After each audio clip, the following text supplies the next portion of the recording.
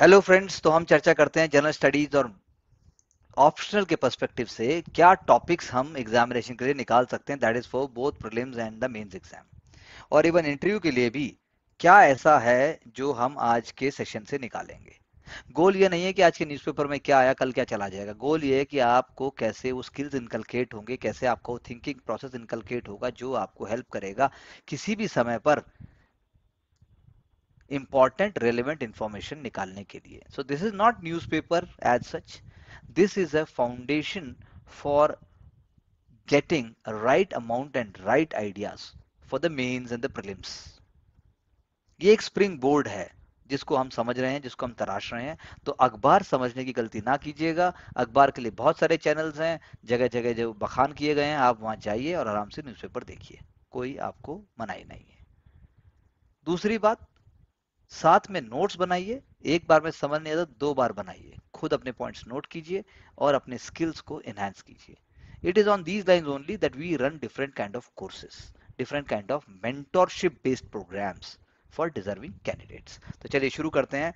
अगर हम बात करें फर्स्ट पेज के ऊपर, तो ट्राइबल डेवलपमेंट को रीडिफाइन करने की बात हो रही है। तो क्या है ट्राइबल डेवलपमेंट, हमें पता होना चाहिए, और उसका एम्पावरमेंट कैसे हो। तो तेलंगाना गवर्नमेंट एग्जाम्पल दे रही है कि कैसे वो जो है ट्राइबल्स को एक नया आयाम और नई फाउंडेशन और नया नया एक लीडरशिप दे रही है। श्री कुमारम भीम तेलंगाना गवर्नमेंट के द्वारा एक तरीके से फेलिसिटेट किए गए ट्राइबल फ्रीडम फाइटर हैं। Similarly scheduled tribe special development fund, तो क्या किया गया इसके अंदर, इसके अंदर क्या किया गया, that is very important when you will write in the exam. क्योंकि कॉन्स्टिट्यूशनल बॉडीज जो हैं वो सेंटर के लेवल पे काम करती हैं। Scheduled tribe special development fund जो स्टेट गवर्नमेंट कर रही है, वो क्या कर रही है आखिर इकोनॉमिक एम्पावरमेंट के लिए, हमें पता होना चाहिए। फॉर एग्जाम्पल सेल्फ गवर्नेंस, अगर हम शेड्यूल्ड ट्राइब्स के सेल्फ गवर्नेंस की बात करें तो you have to bring ideas of tribal gram panchayat, tribal elected representatives, tribal you know tribal panches, और ट्राइबल एरियाज के अंदर जो कम्युनिटी शेयर्ड इंस्ट्रूमेंट्स होने चाहिए, जैसे ट्रैक्टर है, कम्युनिटी पार्क है, डंपिंग यार्ड है, वो सभी ट्राइबल गवर्नेंस को दर्शाते हैं। सिमिलरली फॉर शेड्यूल्ड ट्राइब्स जो इकोनॉमिक लेवलीहुड की बात है, तो गिरिजन आत्म गौरव भवन वो बनाए गए ताकि they all can sit down and discuss their community based issues.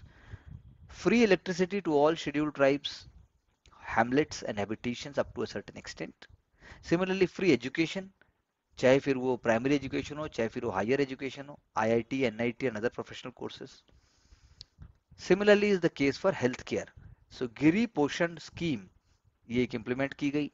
Then when we talk about tribal pride, then Sevalal Maharaj, Kumaram Bheemu, please check out their name, they are the unsung heroes of our freedom struggle. Sammakka and Saralamma Jatara Asia का सबसे biggest tribal fair है। ये example हम दोनों use कर सकते हैं S A में, एथिक्स के केस स्टडी में, और साथ साथ में जनरल स्टडीज पेपर 1 में, जब आप बात करते हो कि ट्राइबल्स का आखिर क्या आइडेंटिटी है, ट्राइबल्स की आखिर क्या क्या है, ट्राइबल्स की डाइवर्सिटी होने के बावजूद उनको जो एकजुट होकर जो उनको जोड़ता है वो क्या है। Same question has been asked in the general studies paper 1 UPSC CSC 2022। Tribal museums वो बनाए गए। उसके बाद जो है फार्मर्स के लिए राइतु बंधु स्कीम, वी मस्ट नो राइतु बंधु स्कीम में जो agriculture capital investment assistance provide की गई है उससे क्या चेंजेस आए। And also all habitations of tribals given with drinking water, mission Bhagirath scheme. यानी कि बिजली हो गया, पानी हो गया, स्कूल हो गए, पंचायत हो गई, लाइवलीहुड हो गया, हेल्थ हो गया, सारी चीजें दी गई हैं, apart from even monthly pension scheme, and also apart from the fact that they have been given what I should say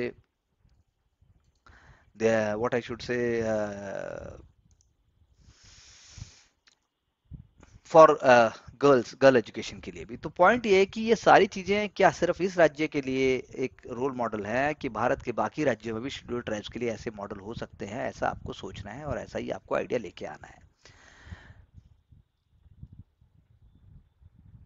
moving further from the prelims examination, Kuno राष्ट्रीय उद्यान में चीता का पुनर्स्थापन किया गया है। तो यहाँ पे पीटी फैक्ट क्या बनता है कि कौन सा स्टेट है इंडिया का जहां पर सबसे ज्यादा बाघ यानी टाइगर, सबसे ज्यादा तेंदुए यानी लेपर्ड, सबसे ज्यादा गिद्ध यानी वल्चर, सबसे ज्यादा घड़ियाल यानी क्रोकोडाइल, सबसे ज्यादा भेड़िए यानी वुल्फ हैं। तो मध्य प्रदेश वो स्टेट है जहां पर सबसे अधिक बाघ, तेंदुआ, गिद्ध, घड़ियाल और भेड़िए हैं। तो ये आपका एक पीटी का फैक्ट हुआ। तो we must all celebrate the coming of cheetah through India, that is what I want to say. General studies paper 2 में जब हम सेल्फ हेल्प ग्रुप्स की बात करते हैं, जब हम बात करते हैं वुमेन एम्पावरमेंट की, तो सशक्त नारी शक्ति समर्थ भारत कैसे होगा। तो सेल्फ हेल्प ग्रुप्स की जब आज की डेट में जब आप उनकी मशीनरी देने के लिए बैंक की बात करते हैं, उसके बाद राष्ट्रीय आजीविका सम्मेलन से क्या सीखने की बात करते हैं, उसके बाद जो है आप स्टार्टअप कैसे वो कर रहे हैं, तो समूह द्वारा आहार यंत्रों का संचालन यानी कि पोषण आहार यंत्र यानी कि जो जो फूड इक्विपमेंट्स हैं, फूड प्रोसेसिंग यूनिट्स हैं, उनको संभालेंगी। उसके बाद जो है सेलिंग एंड बाइंग के लिए पोर्टल बनाया गया उनके लिए, बैंक से उनको कंसेशनल रेट्स के ऊपर लोन दिया गया, और उनको खाद यानी फर्टिलाइजर्स हो गया, उसके बाद न्यूट्रिशन हो गया, हेल्थ हो गया, इन एरियाज में 21 लाख से ज्यादा मेंबर्स को ट्रेन किया गया। तो ये सिर्फ सिर्फ मध्य प्रदेश में हुआ। तो यानी कि सेल्फ हेल्प ग्रुप्स का, वुमेन डेवलपमेंट का और सस्टेनेबल डेवलपमेंट का आपस में बहुत डीप रिलेशनशिप है। That is what we can use in general studies paper 2 in terms of women empowerment, and in also in general studies paper 3 it is a very very important topic in general studies paper 3 economy से इसको relate करके पूछा जा सकता है।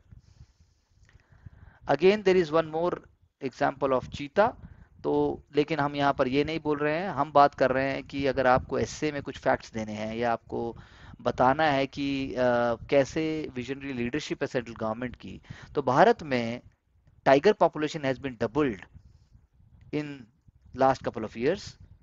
Similarly target 2022 का था, उससे 4 साल पहले ही अचीव कर लिया गया था कि 1411 से लेकर 2967 यानी अराउंड 3000 हमारे पास अभी टाइगर्स हैं। 32 reserves based on landscape level approach. Landscape level approach की वर्ड है जो ज्योग्राफी पेपर 1 के अंदर आप कहीं आप लेके आना चाहें तो ला सकते हैं अगर क्वेश्चन रेलिवेंट है। एलिफेंट कंजर्वेशन के लिए भी किया गया, सिमिलरली एशियाटिक लायंस और डॉल्फिन्स के लिए भी किया गया, तो ये हम बता सकते हैं।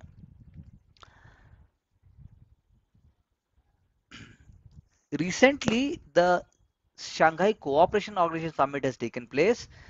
Indian government is promoting the idea that anything great can be achieved through diplomacy, dialogue and democracy. ये 3 कीवर्ड्स हैं जो आप आंसर में लेके आएंगे जनरल स्टडीज पेपर 2 के इंटरनेशनल रिलेशंस में।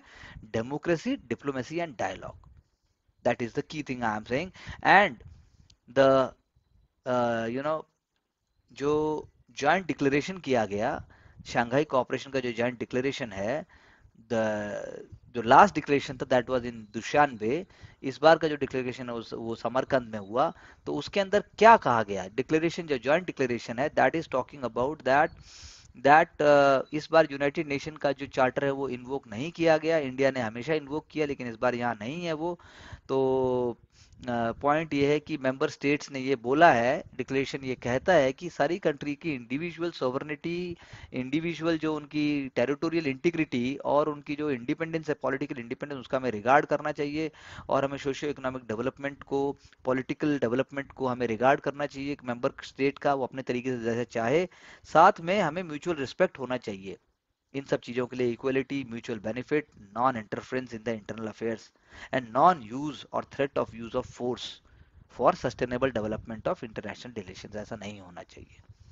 यानी कि डायलॉग इज द की, जो मैंने अभी आपसे बोला। जबकि पहले जो है पिछली बार जो है जब ये बात की गई थी तो यूनाइटेड नेशन चार्टर को इन्वोक किया गया था, इस बार ऐसा कुछ भी नहीं किया गया।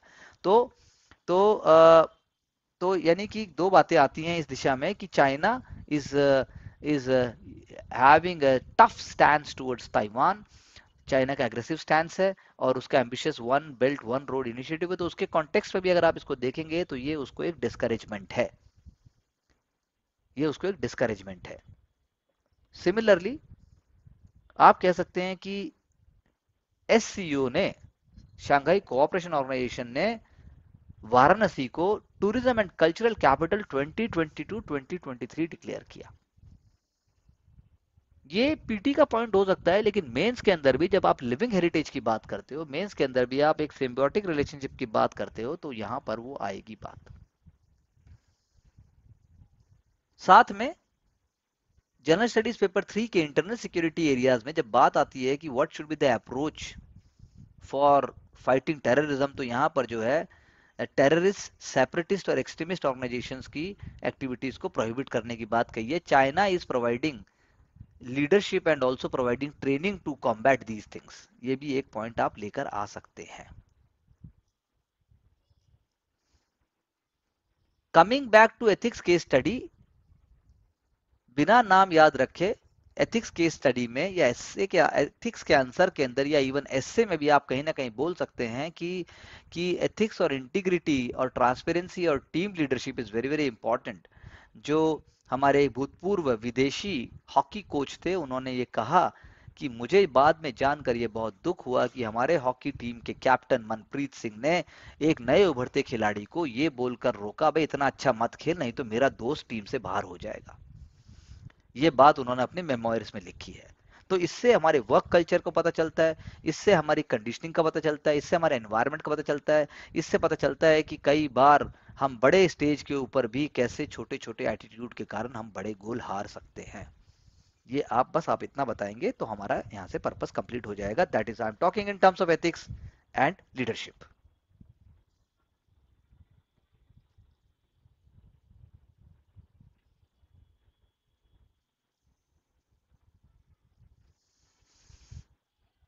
चिप मेकर्स, सेमीकंडक्टर्स की जब बात होती है, supply chain, global supply chain की बात होती है, they are choosing laptops, they are choosing smartphones, they are choosing you know headphones, but not automobiles when it comes to semiconductors, because जो ओरिजिनल इक्विपमेंट मैन्युफैक्चरर्स है उनका focus automobile company की तरफ कम है, क्योंकि ऑटोमोबाइल कंपनीज के अंदर इतना हाई लेवल का चिप इंटीग्रेशन प्रयोग नहीं होता है। But now it is creating a very very problematic thing for automobiles, क्योंकि जो डिजिटाइजेशन 10 साल बाद होना था वो एक्चुअली एक क्वार्टर में ही हो गया। That is what is the impact of corona in one sense. तो आपको इस पर सोचना पड़ेगा।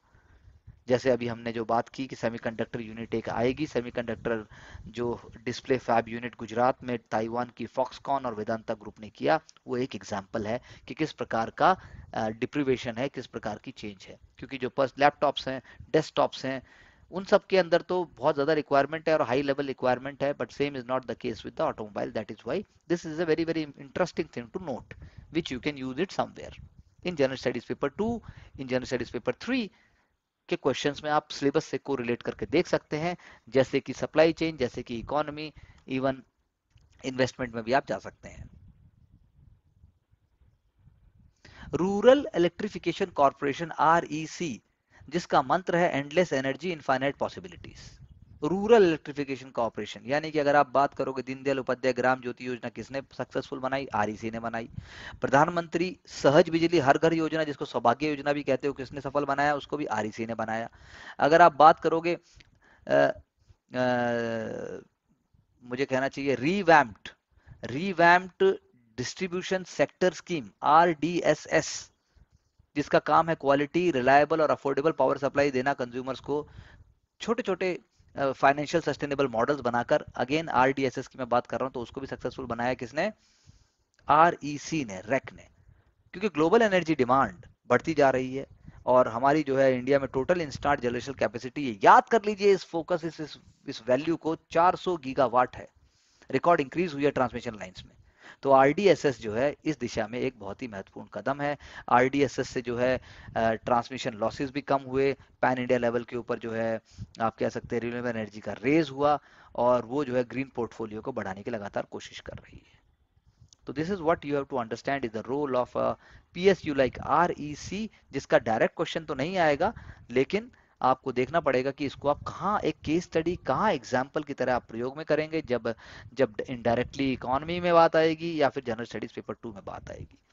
जैसे इसमें एस्पिरेशनल डिस्ट्रिक्ट के एग्जाम्पल दिए गए हैं, गजपति इन उड़ीसा, ममित इन मिजोरम, खिपिरी इन नागालैंड, मुजफ्फरपुर इन बिहार, उधम सिंह नगर इन उत्तराखंड एंड चंदेल इन मणिपुर, सिक्किम इन सिक्किम। तो ये कुछ बातें हैं, जैसे नीति आयोग क्या चाहता है, नीति आयोग ने क्या बोला, किताब से चीज ग्राउंड पे कैसे आई, ग्राउंड पे पीएसयू ने कैसे इंप्लीमेंट की, प्रधानमंत्री की लीडरशिप कैसे आई, और डिपार्टमेंट का रोल क्या आया।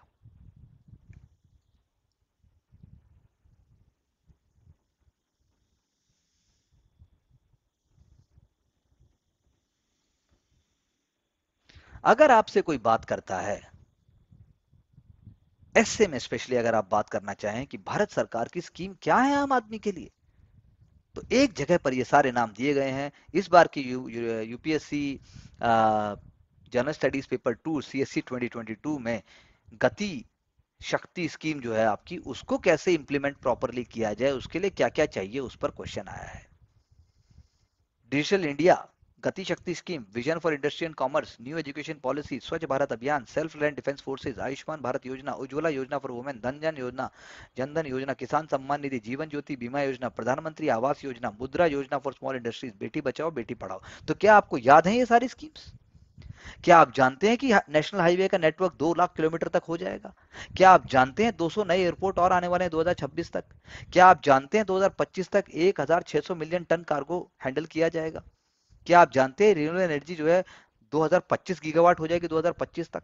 तो ये सारे फैक्ट्स ही आपको बताएंगे कि आप भारत के सिविल सर्विसेज में जो जा रहे हैं उसके आप काबिल कैसे बने, कैसे भारत जो बदल रहा है क्या आप उससे अलाइंड हैं।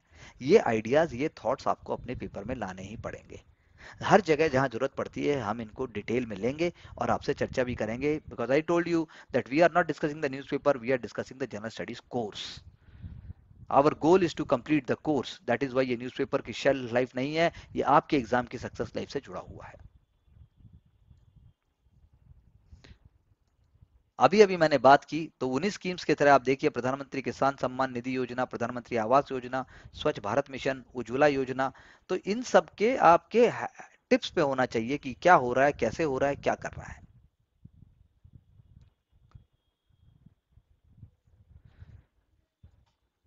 कितनी बार आप ये सोचते हैं कि when you do something best in life you don't really want to give that up. क्या वाकई सिविल सर्विसेज भी आपके लिए यही है?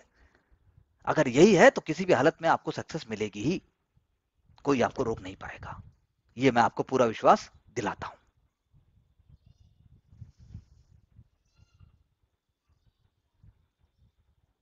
अब हम बात करेंगे जनरल स्टडीज पेपर 2 और जनरल स्टडीज पेपर 1 और एसए के पर्सपेक्टिव से एंड एथिक्स के पर्सपेक्टिव से, that what is the role of an administrator statesman. Madhav Rao, here is a case study of Madhav Rao, sir Madhav Rao as a statesman, जिन्होंने एक अल्टरनेटिव स्टेट और constitution को इमेजिन किया, और वो भी प्रिंसली स्टेट में during the 19th century India. Princely states के यदि मैं आपसे नाम पूछूं, 3 प्रिंसली स्टेट्स बड़े बड़े आप बताइए, तो आपके दिमाग में मैसूर, ट्रेवनकोर, बड़ौदा आना चाहिए। और वो एक्सपेरिमेंट कर रहे थे नए नए फॉर्म्स ऑफ गवर्नमेंट के लिए। लेकिन यहाँ पर कमाल की बात क्या है, जो सिंबॉलिक पावर है वो तो मोनार्की के हाथ में थी। हमें याद है सब्सिडी रिलायंस सिस्टम यहाँ पर चल रहा था, पीटी में अक्सर ये क्वेश्चन पूछा जाता है। लेकिन असली पावर थी एडमिनिस्ट्रेटर्स के हाथ में। कैपेबल एडमिनिस्ट्रेटर, मुझे वर्ड यूज करना चाहिए, जो स्टेट्स को मॉडर्नाइज करेंगे। जैसे कि अगर आप बड़ौदा सोचोगे तो बड़ौदा स्टेट की बहुत इंपॉर्टेंट कंट्रीब्यूशन था सर भीमराव अंबेडकर एंड महर्षि अरविंदो घोष के जीवन में।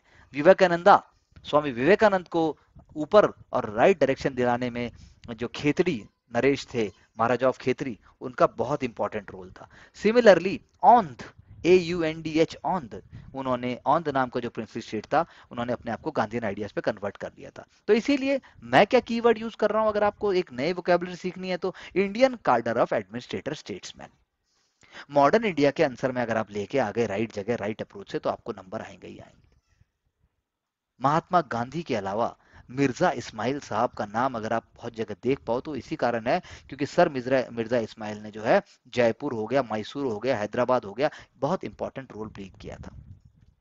पर इन सबसे ज्यादा बढ़ के थे सर माधव राव, क्योंकि जिन्होंने ट्रेवनकोर, बड़ौदा और इंदौर तीनों में जिन्होंने सर्विस की थी, उन्होंने ट्रांसफॉर्म कर दिया बड़ौदा और ट्रेवनकोर को एक मॉडर्न स्टेट में। उनके रेवेन्यूज को उन्होंने फिक्स करने में हेल्प की, मॉडर्न इंडस्ट्रीज को इनकरेज किया, नए एडमिनिस्ट्रेटिव कल्चर्स को प्रमोट किया, और मोस्ट इंपॉर्टेंटली वहां पर ऐसे आइडियाज को उन्होंने प्रैक्टिस किया जो आज भी रेलेवेंट है।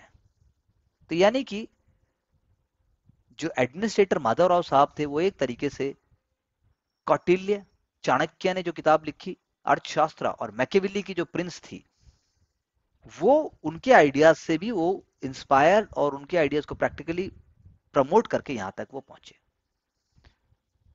एक और एग्जांपल यहां पर मैं आपको दूंगा कि राजधर्म जो होता है उनको माधवराव सर ने फॉलो किया। राजधर्म को उन्होंने फॉलो किया, उन्होंने जो है प्रोफेशनल अप्रोच को फॉलो किया, टीम वर्क को फॉलो किया, और उन्होंने उन ऑफिसर्स की बातें की जो कैपेबल हैं, ताकि स्टेट को कोई भी प्रॉब्लम हो तो वो सॉल्व की जा सके। यानी अल्टरनेटिव एक मॉडर्न स्टेट का उन्होंने प्रैक्टिस और एक्सपेरिमेंट किया। एक उनका कारण था कि वो चाहते थे कि वो जो सरकार है वो सरकार के एम और उसके एंड जो है वो पब्लिक वेलफेयर के लिए हो। ये मान लीजिए सब कुछ ब्रिटिश गवर्नमेंट के टाइम पे हो रहा है। और दूसरा उन्होंने किया कि जो राजा जो मतलब लिबरल आइडियाज हैं, इक्वालिटी है, उन आइडियाज को भी प्रमोट किया जा सके। सिमिलरली ड्यू प्रोसेस और equality before law, strong rule of law, public health, education, taxation, इन चीजों को भी उन्होंने वहां पर प्रमोट किया, जबकि इनके चांसेस बहुत कम थे। तो माधवराव साहब को आप कह सकते हैं कि वो मोनार्की को ट्रेन करने के साथ साथ स्टेट को भी एक कीन इनसाइट से चला रहे थे। यानी कि प्रोफेशनल एडमिनिस्ट्रेशन के वो एक एग्जाम्पल हुए। अननेसेसरी उन्होंने इंडिविजुअल लिबर्टीज में इंटरफेयर नहीं किया। हम ये नहीं कह रहे हैं कि उस समय क्रांतिकारी या उस समय नेशनल मूवमेंट स्टेट में नहीं चलेगी, लेकिन एक पैरेलल डेवलपमेंट भी चल रहा था। तो कहने का मतलब ये है कि Madhavrao sir is an example. आपको अगर एग्जाम में कल को कोई और भी पर्सनैलिटी आती है तो आप उससे इनके बारे में सोचकर उन्होंने क्या किया होगा ऐसा अंदाजा आप लगा सकते हैं। That is very very important for general studies paper 1, paper 2, essay and ethics.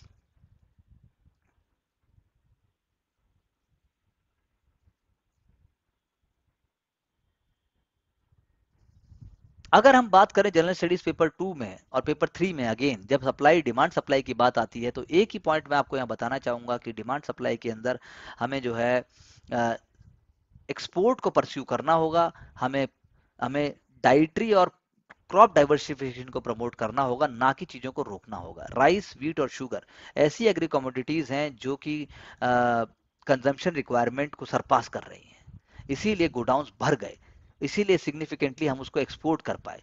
लेकिन अब जो है अगर हम सोचें, अगर मान लो कुछ ऐसे इश्यूज हैं जिसके कारण से वो ऐसा नहीं हो पाता है, तो इसका कहना चाहिए कि तीनों कमोडिटीज जो हैं वो स्ट्रक्चरल ओवर प्रोडक्शन से पीड़ित हैं। स्ट्रक्चरल ओवर प्रोडक्शन, इसीलिए केस बनता है कि एक्रिएजेस यानी जितना उनका पैदावार की जाए वो थोड़ी कम की जाए, और फार्मर्स को इनकरेज किया जाए more oil seeds, more pulses और लेस वाटर इंटेंसिव क्रॉप्स के लिए, ताकि कैलोरीज और माइक्रोन्यूट्रिएंट्स हम बढ़ा सकें। So policy of conservative minimum support price hike होनी चाहिए यहाँ पर। पॉलिसी ऑफ कंजर्वेटिव यानी कम बढ़ाया जाए पैसा राइस, पैडी का, व्हीट का और शुगर केन का।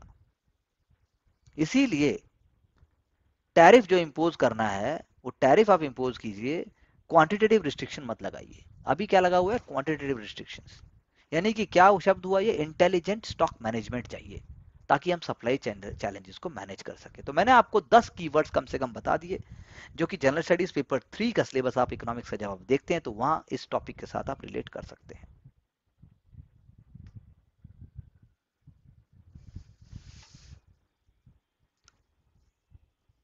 In hour one of the previous discussion हमने बात की थी कि कैसे मॉडर्न टाइम्स में डीकोलोनाइजेशन थिंकिंग की जरूरत है। तो उसी के कॉन्टेक्स्ट में एक आर्टिकल यहाँ पर आता है कि भाई सिर्फ नाम बदल देने से सेंट्रल विस्ता का आप जो है डीकोलोनाइजेशन को प्रमोट नहीं कर रहे हो।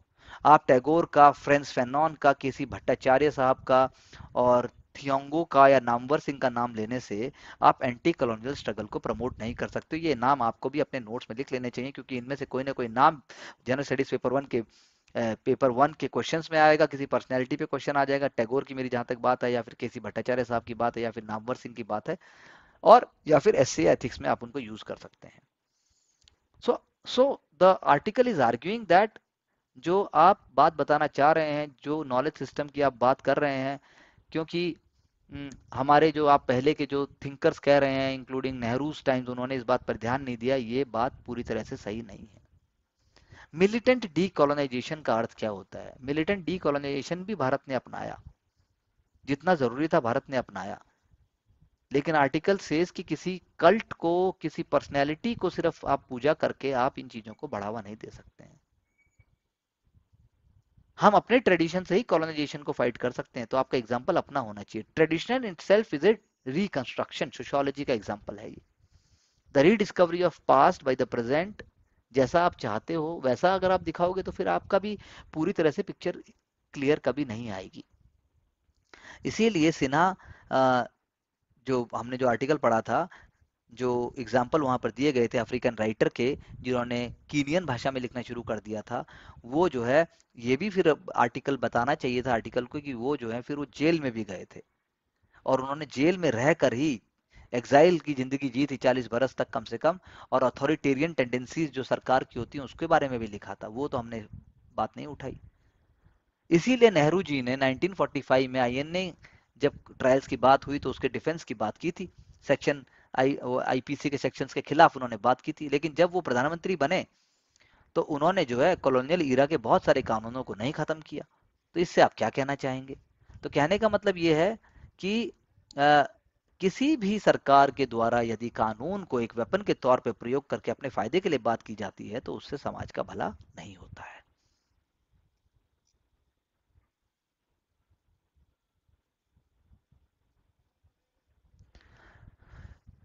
अगर हम जनरल स्टडीज पेपर ट्यू के इंटरनेशनल रिलेशंस में अगर हम बात करें, अगर हम फ्यू एलिमेंट्स की बात करें तो रशिया की जो गैस प्रोवाइडिंग की पावर है, रशिया की जो नेचुरल गैस प्रोवाइडिंग की पावर है, नेचुरल गैस की नॉर्ड स्ट्रीम स्ट्रीम के थ्रू, वो बहुत ज़्यादा है।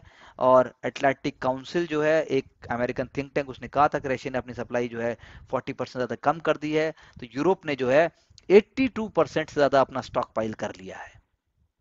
तो पॉइंट यहाँ वो नहीं है, पॉइंट यहाँ ये है कि यूरोपियन नेशंस ने अपने स्टैंडर्ड को, अपनी लाइफ को बचाने के लिए तो कदम उठा लिए, लेकिन जब बात आती है अफ्रीकन नेशंस की, जब बात आती है डेवलपिंग वर्ल्ड की, क्या उनका माइंडसेट, और ये यही होता है। तो इसीलिए एक ग्लोबल पावर सिस्टम होना चाहिए, ग्लोबल गवर्नेंस सिस्टम होना चाहिए। यूनाइटेड नेशंस को भी पीस और मॉडर्न और टेक्नोलॉजी के हिसाब से देखना चाहिए कि कैसे इक्वलिटी, हार्मोनियस रिलेशंस को प्रमोट किया जाए। जनरल स्टडीज पेपर 2 में क्वेश्चन अक्सर आते हैं। तो यहाँ पर अगर जो बात आ रही है वो आ रही है कि वैक्सीन को कैसे जन आंदोलन बनाया जाए। लिखने वाले हैं आधार पूनावाला।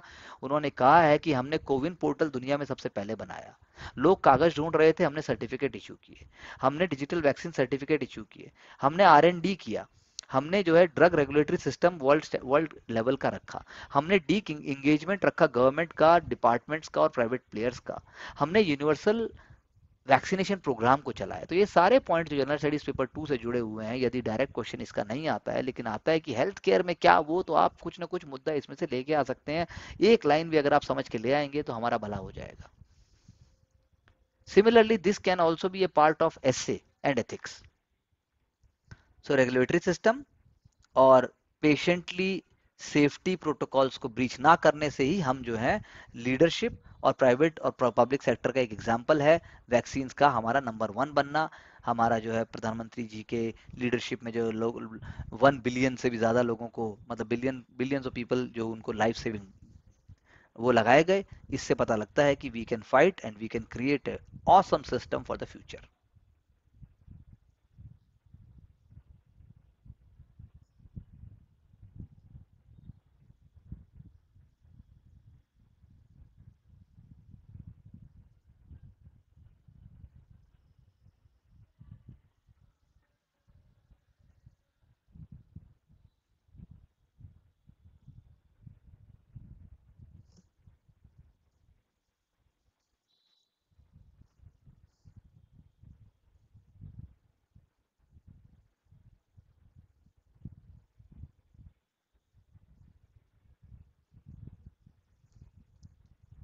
संतोष Yadav ji first in women है जिन्होंने माउंट एवरेस्ट को 2 बार क्लाइम किया है। ये जो है फर्स्ट टाइम है कि वुमेन जो है एक इवेंट को ग्रेस करेंगी। आरएसएस का जो एनुअल दशहरा डे इवेंट होता है, ये अपने आप में बहुत इंपॉर्टेंट बात है। और उनको जो है पद्मश्री भी गया था वर्ष 2000 में। ये एक मैंने आपसे सिर्फ एक बात शेयर की कि कैसे public personalities specially women shape करती हैं पब्लिक इन्वायरमेंट को, देश की लीडरशिप को और देश की ग्रोथ को।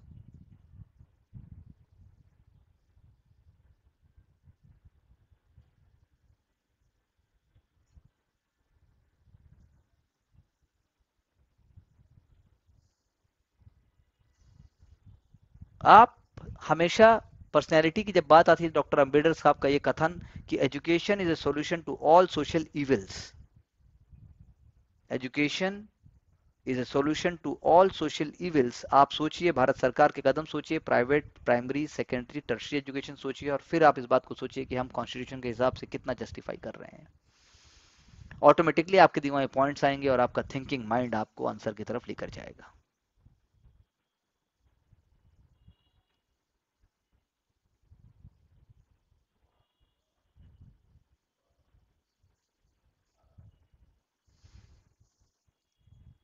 From the general studies paper 3 science and technology and environment and PT के एंगल से भी द बिग 7, 7 बिग कैट्स मैं आपको बता देता हूं कि टाइगर है, लायन है, जैगुआर है, लेपर्ड है, स्नो लेपर्ड है, और जो है आपका कॉगुआर है, कॉगुआर जिसको प्यूमा कॉनकलर भी कहते हैं। ये जो इंपॉर्टेंट स्पीसीज हैं, ये सारी के सारी जीनस पेंथरा से हैं। ये जो है लार्ज वाइट कैट्स हैं जो रोर करती हैं, लेकिन लायन, लेपर्ड, जैगुआर, ध्यान से समझिएगा, लायन, लेपर्ड एंड जैगुआर आपस में जुड़े हुए हैं। इसी तरह से टाइगर और स्नो लेपर्ड आपस में जुड़े हुए हैं, और स्नो लेपर्ड जो है एक्सेप्शन है, जो कि रोर नहीं कर सकता, ऐसा स्नो लेपर्ड नहीं कर पाएगा बेसिकली। तो टाइगर को पैंथरा टिग्रिस कहते हैं, लायन को पैंथरा लियो कहते हैं, जगुआर को पैंथरा ऑनका कहते हैं, लेपर्ड को पैंथरा पार्दुस कहते हैं, और स्नो लेपर्ड को पैंथरा इनिशिया कहते हैं। तो पॉइंट ये है, इनके स्टेटस हमें पता होने चाहिए। सबसे इंपॉर्टेंट है कि टाइगर का स्टेटस इंडेंजर्ड है, लायन का स्टेटस वनरेबल है, वनरेबल है, और जगुआर का स्टेटस नियर थ्रेटेंड है। टाइगर इंडिया में मिलता है, बिल्कुल मिलता है, टाइगर साइबेरियन टैगा में मिलता है, सुंदरबन डेल्टा में मिलता है। It is an animal of India, Bangladesh, Malaysia and south Korea. ये टाइगर की बात है। दूसरा, लायन की जहां तक बात है, लायन जो है वो ग्रुप में रहता है। Lion is the most social cat, it lives in the you know groups. और सबसे बड़ी बात क्या बोला मैंने, जैसे कि लायन जो है वो सिंबल है अशोकन पिलर पे भी, और Buckingham palace and so on. Jaguar की जब हम बात करते हैं, ये लार्जेस्ट है कैट, और ये अमेरिकाज में मिलती है। जैगुआर का स्ट्रॉन्गेस्ट बाइट होता है सारे वाइल्ड कैट में, और ये जो है डायरेक्टली स्कल को भी एकदम ऐसे चीर के खा जाता है। जैगुआर्स को ब्लैक पैंथर्स भी कहा जाता है, और माया और एजिटिक सिविलाइजेशन में भी इनका बहुत रोल था। लेपर्ड, लेपर्ड जो है वो वनरेबल स्टेटस में है, और लेपर्ड जो है वो इंडिया में मिलता है। ये अलग अलग हैबिटेट्स में मिलते हैं, एशिया, अफ्रीका। तो कहने का मतलब क्या हुआ, लेपर्ड भी मिल रहा है बहुत जगह, जगुआर अमेरिकाज में मिलता है कायदे से, लायन इंडिया में मिलता है, टाइगर भी इंडिया में मिलता है और कंट्री में मिलता है, और स्नो लेपर्ड भी लद्दाख और हिमाचल में मिलता है। इसके लिए एक स्पेशल प्रोग्राम भी स्टार्ट किया गया था। स्नो लेपर्ड की टेल सबसे लंबी होती है, बिकॉज उसको हंटिंग करने में और बैलेंस करने में मदद करती है। सिमिलरली मैंने क्या बोला, cougar, cougar second largest cat है अमेरिकाज में, और जगुआर लार्जेस्ट है। एंड मोस्ट इंपॉर्टेंटली चीता, जिसकी आजकल बहुत बात हो रही है, ये फास्टेस्ट लैंड एनिमल है। Only cat without retractable claws, यानी कि उसके क्लॉज जो है वो इस प्रकार से हैं कि ग्रिप दे देते हैं उसको, और वो एक्सलरेट कर देता है एक स्पोर्ट्स कार से भी ज्यादा। They are not aggressive towards humans, और वो जो है सुमेरियन काल से, जैसे जो मेसोपोटामियन सभ्यता के समय से उनको पाला गया है। They don't breed well in captivity, और उनको जो है वो खुले में, आप कह सकते हैं कि पब्लिक लाइफ में, I mean to say open में बहुत अच्छा करते हैं। So this is a very very important information from the prelim side. Tiger, lion, jaguar, leopard, snow leopard, cougar and also cheetah. तो आप अपने नोट्स खुद बनाइए, अपने पॉइंट्स खुद बनाइए, और आपको याद रहेगा हमेशा, फोटोग्राफ्स आपके सामने हैं। Please do it in a manner that it is very very important for you to get success. Similarly, अगर हम बात करें फेलियर या सक्सेस की, तो मैं यहां पर बताना चाहूंगा एनवायरमेंट कंजर्वेशन में कि अफ्रीका के लास्ट सर्वाइविंग वाइट राइनोज 1960 में जब उन्हें जब उन्हें ट्रांसपोर्ट किया गया था साउथ अफ्रीका से, तो वो जो है आप कह लीजिए कि इतना सक्सेसफुल जो जेनेटिक डाइवर्सिटी के लिए है वो हो नहीं पाया। सिमिलरली यूएस से जब कॉगवार्स ट्रांसलोकेट किए गए थे जेनेटिक डाइवर्सिटी के लिए और वुल्व्स किए गए थे, तो ये कुछ एग्जाम्पल्स हैं, लेकिन कई बार हम कामयाब नहीं हुए। 1984 में इंडिया से राइनोस जो हैं वो असम के पवित्रा से दूधवा, दूधवा जो है दूधवा यूपी में है, और काजीरंगा के राइनोस को भी मानस में हमने ट्रांसलोकेट किया न्यू पॉपुलेशन बनाने के लिए। इवन कुछ जंगली भैंसों यानी बिसौन को भी हमने जब ट्रांसलोकेट किया तो वो फिर कई बार एक्सटिंक्ट हो गए। तो सक्सेस स्टोरीज जो है वो टाइगर्स की हैं, लेकिन इसमें कीवर्ड्स क्या आएंगे अगर आप नेक्स्ट ईयर मेंस एग्जामिनेशन की बात करोगे। जैसे टाइगर हमने मूव किए थे रणथंभौर से सरिस्का, उसके बाद जो है अभी हम अफ्रीकन चीता की बात कर रहे हैं। जेनेटिक डाइवर्सिटी बहुत इंपॉर्टेंट है, क्योंकि जेनेटिकली सूटेबल एनिमल्स उनको नहीं मिल पाते नई पॉपुलेशन में, और इसीलिए इन ब्रीडिंग हो जाती है आपस में ही, तो इसीलिए ये खतरा है। हैबिटेट, हैबिटेट ऐसा होना चाहिए कि वो जो है रीस्टॉक रहे, उसका भरा रहे, वो स्टॉकिंग की मतलब वहाँ ऐसे जानवर रहें जो चाहिए हमें। और प्रे बेस यानी कि जो खाने वाले जो उनके जानवर पशु पक्षी जंतु हैं वो काफी होने चाहिए। और लैंडस्केप वायबिलिटी, तो 3 कीवर्ड्स हैं। ये तीनों कीवर्ड्स बहुत इंपॉर्टेंट है सक्सेस और फेलियर के लिए। सिमिलरली जो जानवर जिसको रिलोकेट किया गया था अगर उसका होम सिकनेस हो जाएगी, अगर उसको अपना घर ही याद आता रहेगा, तो इससे जो है आप उसको सक्सेसफुली रिलोकेट करके नहीं चला पाएंगे। तो कोई भी अप्रोच फुल प्रूफ नहीं है। आप कह सकते हैं इंक्लोजर में रखने के बाद भी जब आप छोड़ते हैं तो वो जो है दे में feel depressed, if I use one word. Similarly elephants के साथ होता है, सिमिलरली बाकी जानवरों के साथ होता है। तो ये बात हमें ध्यान में रखने की है from the perspective of environment. PT में भी क्वेश्चन आ सकता है कि क्या क्या फैक्टर्स रिस्पॉन्सिबल हैं फेलियर और सक्सेस के लिए। तो genetic diversity, habitat and prey base, landscape variability, और दूसरा जैसा मैंने आपसे कहा कि इससे पहले जैसे मैंने आपको बताया व्हाइट राइनोस की बात की, लास्ट सर्वाइविंग व्हाइट राइनोस थे, कोगवार्स की बात की, फिर मैंने बात की आपके इंडिया के एग्जांपल्स दिए, तो ये सभी पीटी में आपके बहुत इंपॉर्टेंट क्वेश्चंस बन के आ सकते हैं। कूनो नेशनल पार्क को क्यों चूज किया गया? क्योंकि सबसे पहली बात यह है कि चीता और एशियाटिक लायंस जो है वो सेम हैबिटाट उनका होता है, सेमी ग्रासलैंड चाहिए होते हैं। गुजरात, राजस्थान और मध्य प्रदेश में ऐसा वो है। उसका हेल्दी प्रे बेस है, वहाँ पे चीतल है, सांबर है, नीलगाय है, वाइल्ड पिग है, गजैल है। तो ये सारी चीज़ें जो है मदद करती हैं, हार्बीवोर्स भी हैं वहाँ पर। और अगले 15 सालों में हमें और चीता लाने की हमने बात की है। चीता इंडिया से जैसा मैंने आपसे कहा नियोलिथिक पेंटिंग्स के टाइम से बताए गए हैं। नियोलिथिक पेंटिंग अगर पीटी के एंगल से मैं कहूँ तो चतुर्भुज नाला मांडसौर में मध्य प्रदेश में चीते की पेंटिंग मिलती है। शब्द चित्रक से आया, और चित्रक शब्द जो है वो उसका मतलब होता है स्पॉटेड, जिस पर धब्बे हों। 1947 के बाद एक्सटिंक्ट हो गए, और अब हमने उसको दोबारा जिसे कहना चाहिए दोबारा हमने उसको रिस्टोर किया है।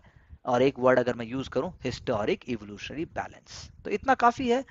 इतना अगर आप जान के अपने नोट्स रेडी कर लेते हैं तो I am very sure in general studies paper 3 and also in PT you will definitely get success in that question.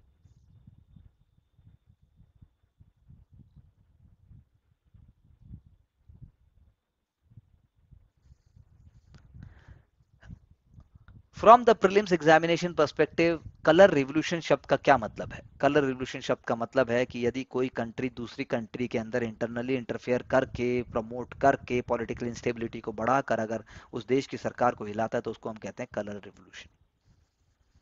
China ने कहा कि हमें कलर रिवोल्यूशन से बच के रहना चाहिए, हमें स्ट्रेटेजिक इंडिपेंडेंस बनाकर रखनी चाहिए, हमें रीजनल कॉन्फ्लिक्ट से बच के रहना चाहिए, हमें यूनिलेटरल और प्रोटेक्शनिज्म को प्रमोट नहीं करना चाहिए, इकोनॉमिक ग्लोबलाइजेशन को हमें बढ़ाना चाहिए। लेकिन क्या वाकई चाइना ऐसा कर रहा है? चाइना ने ऐसा एससीओ के संदर्भ में कहा, लेकिन खुद उसको वो ऐसा फॉलो नहीं करता। यदि आप ऐसा मानते हैं तो सोचिए क्यों, और इस पर भी कुछ पॉइंट्स आप अपने लिख कर यू कैन शेयर।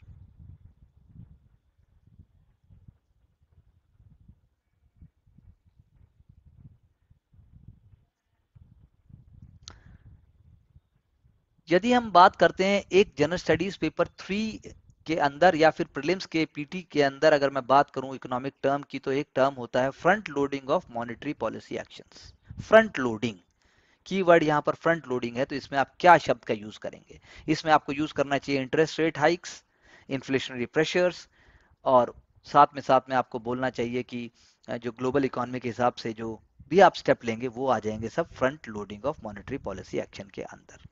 एक और टर्म मैं कहूं जो आप परिचित हैं जिससे, करंट अकाउंट डेफिसिट। तो करंट अकाउंट डेफिसिट किसका इंडिकेटर है? बैलेंस ऑफ पेमेंट का इंडिकेटर है। This is the way you have to correlate so that you are easily able to see in the PT examination.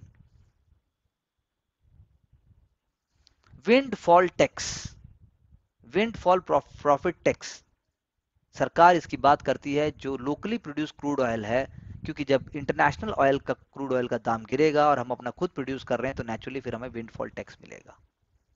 इसीलिए सरकार जो है Levi लगाती है एक्सपोर्ट के ऊपर, डीजल और जेट फ्यूल के ऊपर। तो सरकार समय के हिसाब से उसको कम ज्यादा करती है। तो विंड फॉल प्रॉफिट टैक्स आपको शब्द पता होना चाहिए। यदि मैं आपसे पूछूं, मिनिस्ट्री ऑफ कॉर्पोरेट अफेयर्स अगर पेड अप कैपिटल क्राइटेरिया को चेंज करती है और स्मॉल कंपनीज को बढ़ावा देती है तो इकोनॉमी बढ़ेगी कि घटेगी, 5 ट्रिलियन की तरफ बढ़ेंगे कि घटेंगे? तो ये ऐसे स्टेप्स हैं जो 5 से 10 ट्रिलियन इकोनॉमी की तरफ हमें बढ़ा रहे हैं। इसीलिए यहां पर दिया गया है कि स्मॉल कंपनीज एक्ट 2013 ने अपने नॉर्म्स को रिवाइज किया। पेड अप कैपिटल जो है, जो थी 50 लाख से अधिक नहीं, उसको 2 करोड़ बना दिया, और जो थी 2 करोड़ से अधिक नहीं उसको 20 करोड़ बना दिया। ये चीज जो है स्मॉल स्केल इंडस्ट्रीज, एमएसएमईज को बढ़ावा देने में मदद करेगी। फिर से वही एक पाई चार्ट हमारे सामने, एक पूरा एक डायग्राम बना हुआ है जिसमें हम आयुष्मान भारत, प्रधानमंत्री गरीब कल्याण अन्न योजना, स्वनिधि योजना, उज्ज्वला योजना, आप भी इसी प्रकार से चार्ट बनाने में सक्षम होने चाहिए ताकि आप एक ही आंसर में बहुत सारे पॉइंट्स को ला सकें। Please do practice to get success, because it is a very important technique for the general studies mains exam.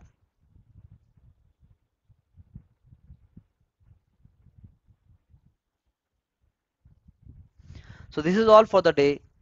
इस सेशन के तहत और पुराने सारे सेशंस को इंटरलिंक कीजिए। Do not miss out on anything important because everything is correlated, and make a solid study plan and chart so that you can get success.